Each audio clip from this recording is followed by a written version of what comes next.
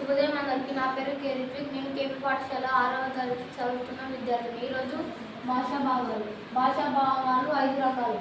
నామవాచకం, సర్వనామం, విశేషణం, క్రియ, అవ్యయం. నామవాచకం పేర్లను తెలియజేసే పదాలను నామవాచకం అంటారు. ఉదాహరణ రామయ్య, తోట, చెట్టు మొదలైనవి. సర్వనామం నామవాచకం బదులుగా వాడే పదాలను సర్వనామం అంటారు. ఉదాహరణ వాడు, ఈమె, నేను మొదలైనవి.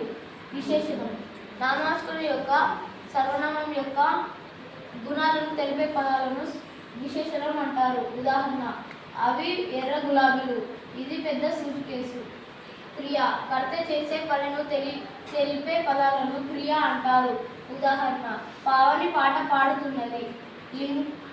అవ్యయం లింగవచన విభక్తుల చేత మార్పు చెందని పదాలను అవ్యయం అంటారు. ఉదాహరణ అక్కడ, అయ్యో, ఓహో, ఎలా, ఆహా. ధన్యవాదాలు.